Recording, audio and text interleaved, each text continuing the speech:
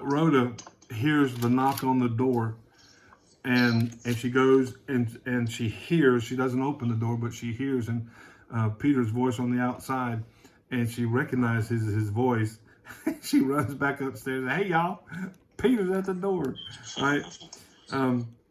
But verse 16 says, but Peter kept on knocking, right? And Rashawn, it is funny what you mentioned earlier about y'all need to let me in this house, man. There's people out here.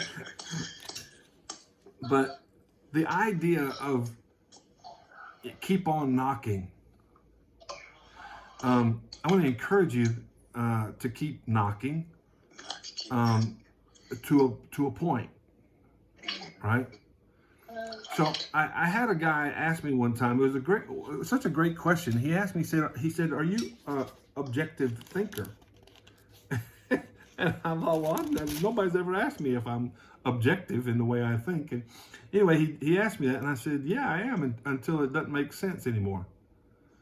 I am objective, I think. I try to be, I want to be, until what you're asking me to believe and consider to be true doesn't make sense. It doesn't square or match, or doesn't fit with reality as we experience it every day. So yes, I'm objective, and I'm objective to a point.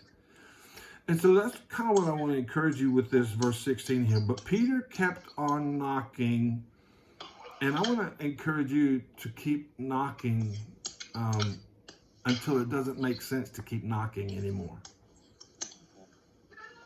So you might be asking God for something, and maybe you're going to come to the point where you realize, hey, it doesn't make sense to keep knocking about this, not to keep praying about it. I mean, you knock, and then ever how long it takes, maybe it's a couple of days and you get an answer. Maybe it's a couple of weeks, maybe it's a couple of months, maybe it's a few years, maybe you never get an answer. I've got things I'm still praying for. I've been praying for since 1977. But maybe it's wise and indication of some wisdom on your part that you stop knocking on that particular door. I mean, because if Christianity is actually a relationship, which it is, right? Well, then we're relating to God in prayer. We're not just praying and going to Him and demanding something and like, you know, the genie lamp that I have on the shelf behind me there, you know, I done said my prayer, I rubbed the genie, and now he's obligated. But Christianity is a relationship, and so as I'm growing, as I'm learning to relate to Him, and I've been asking this for this thing, I've been praying, knocking on this particular door for a couple of years now. Maybe He's not going to answer that prayer. Maybe I'm praying the wrong thing. Maybe I need to grow in what this thing has to do with that I keep asking about. And here, Alan, you know, I'm trusting the sovereignty of God. I mean, He does not seem to be opening this door. Maybe I should just consider He is a good God. He is clear that He's a good God. I believe, and I'm learning to trust and learning to understand that He's sovereign. Maybe I should stop knocking on this door and maybe start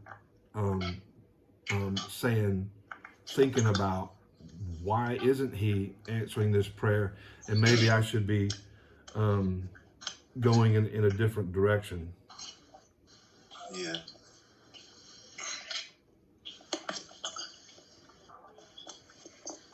Yeah, we've been kind of talking about that in the last series that we did, and praying, you know, we kind of picked apart the Lord's Prayer that Jesus had taught His disciples, you know, and the part about, you know, let your will be done, you know, not my will. Let your will be done in my life, you know, right here, right now, in my relationships, you know, in my work, and, you know, everything that I'm doing, and not to impose my will, but for His will to be done. And then, and that's what we do when we come to Christ.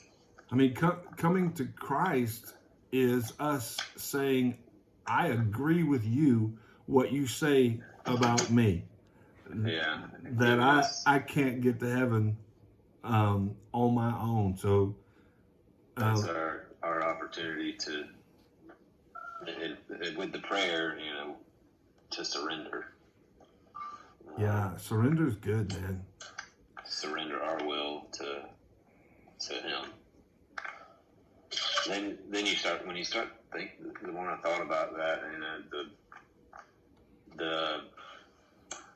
the prayers, the things, it changes your thought, the way that your mindset is. Yeah. So we want to ask ourselves, when we're praying for something that's not being answered, maybe it's not the will of God.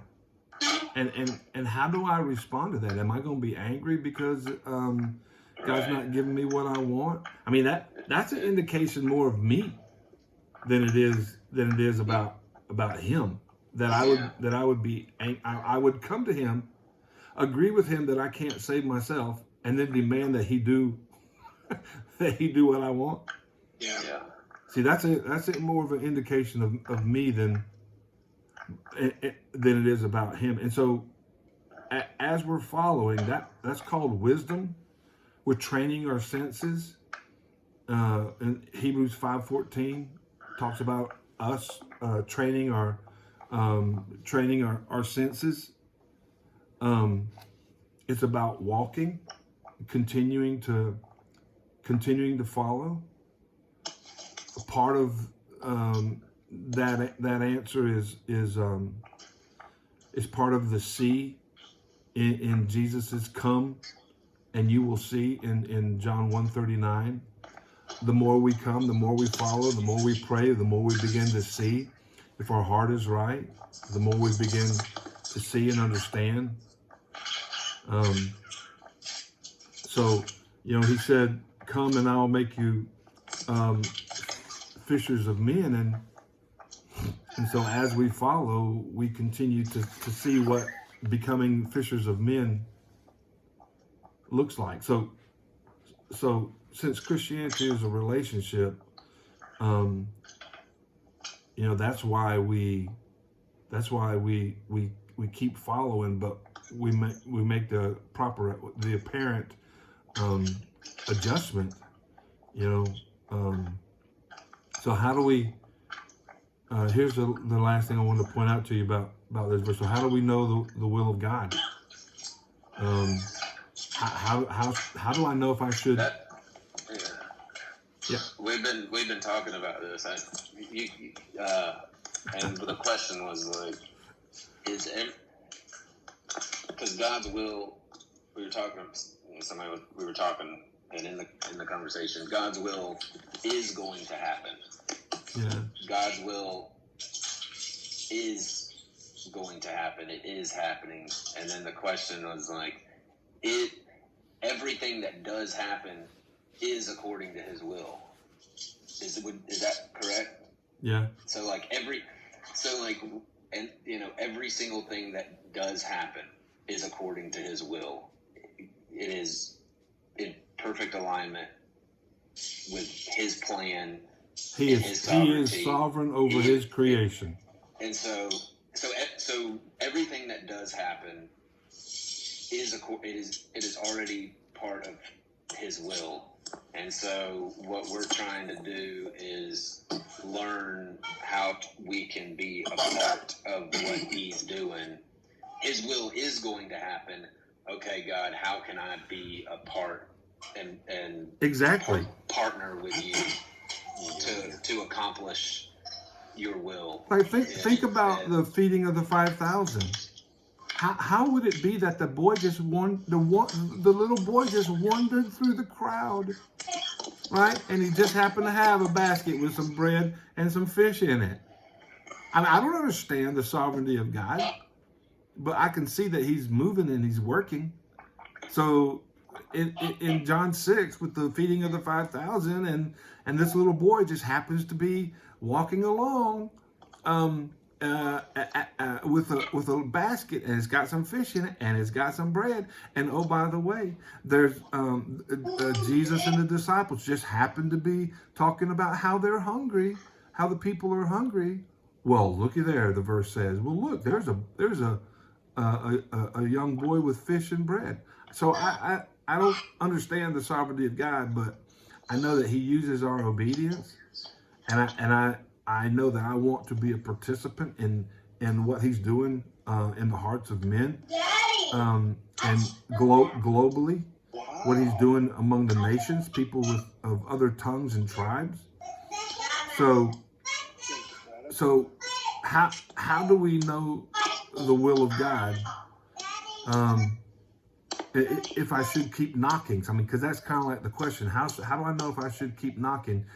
And I would just encourage you, for yourself, and for your understanding, and then for your disciple as well. Just keep praying.